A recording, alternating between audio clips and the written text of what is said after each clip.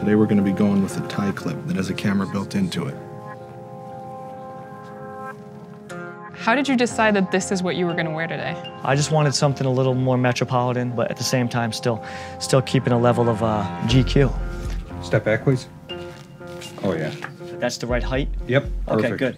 Jesse Paluch is a lieutenant for the Department of Environmental Conservation's Crimes Investigation Unit. Bye, Dawn. We'll see you in a little bit. Which means he's basically a nature cop. Part of his job is to stop the illegal sale of ivory in the state of New York. All right, guys, it's go time. Today, that means that he and a fellow officer are going to try to catch an art dealer in the act of selling ivory. To do that, they've dressed up as art connoisseurs. Catching a dealer in the act is just the first step to prosecuting them. It's a long process, and city officials didn't want us to blow the agents' cover, so we blurred their faces. We also agreed to delay releasing footage from the operation so as not to jeopardize their efforts. Today is June 14th, 2017, at approximately 15:50 hours. Attempted undercover buy with Lieutenant Jesse Paluch.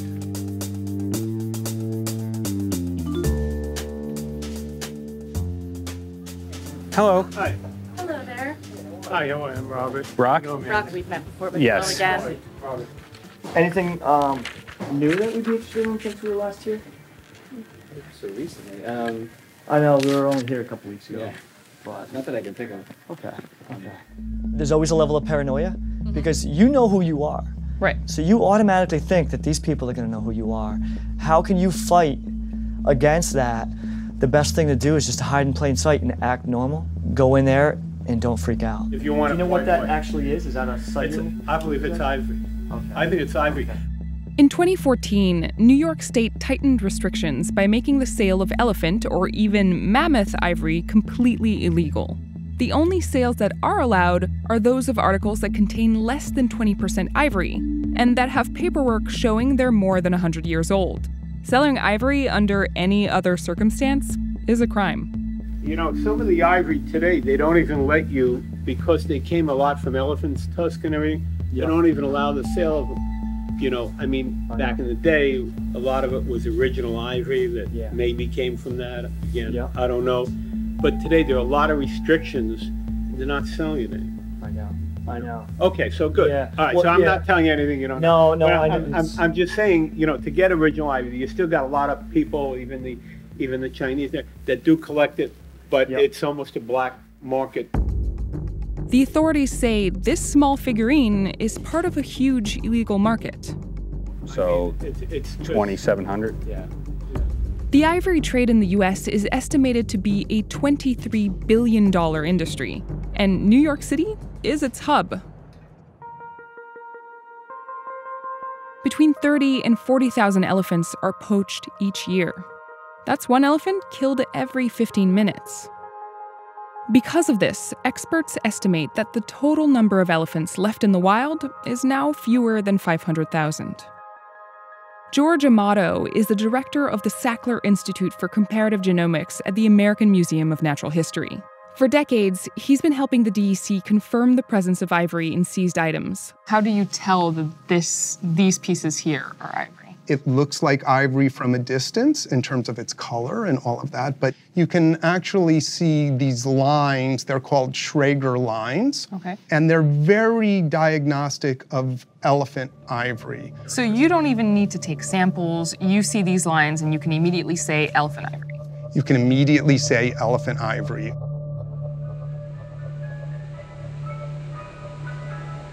Confirming that the statue contains ivory is what Jesse and his team needed to get a warrant.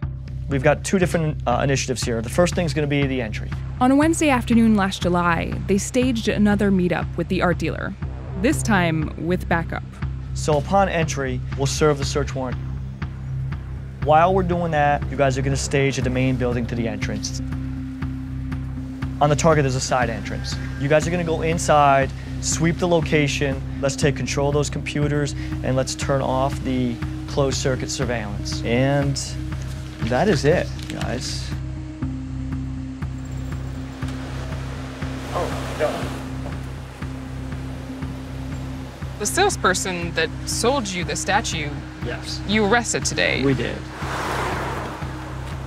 And in this case, he wouldn't voluntarily leave, so we made a judgment call just to arrest him, on what we have so far, and get him off the property so we could just go in there and do what we need to do.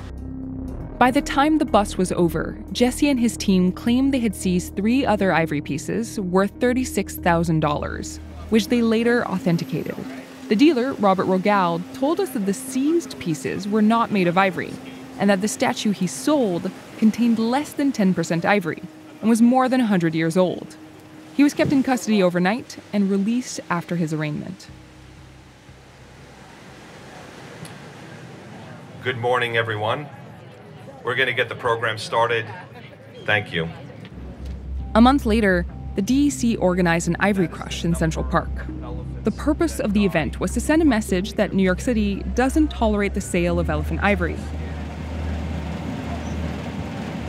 I can't help thinking that today is a great day for elephants and a really bad day for ivory traffickers. It was there, amid a crowd filled with animal rights activists, politicians, and celebrities, that we saw Robert Rogal, the art dealer recently arrested by Lieutenant Paluch's team. Hi, my name is Ariel. I'm a reporter from Vice News Tonight. Would you be willing to talk to us on camera? Yes, absolutely. Some ivory was seized from one of your stores, correct? No, that's not correct. A bronze sculpture made of bronze had a couple of ivory elements. So you think that, what is it? Is it the amount of ivory that was on the statue that bothers you? You think it's too small? It didn't bother me, it bothered them. To me, it was not even an issue that it was any ivory involved in it. These are small elements. I was involved in the making of the bronze. We just buy and sell. So whose responsibility would it be to kind of monitor what a piece of art is made of, if not yours? I think the responsibility lies within the artist. It doesn't lie within the dealer. Why the ivory crush? Why is that something that you wanted to witness yourself? Well, because I believe a lot of the items that they're confiscating are vintage items that you go to a museum, and the fact that they're destroying art in today's world is similar to maybe what the Nazis did in confiscating art. These people are speaking now and today like there are whales and elephants in Central Park and that we're saving the world. The case against Rogal is currently pending pre-indictment in Queens County Court. In a phone call today, he told us that the case is, quote, costing me my reputation over a ridiculous thing I wasn't even aware of. Today, we're not only crushing the massive haul of confiscated material you see here, we're also crushing the entire supply chain that continues to bring this illegal ivory into the United States.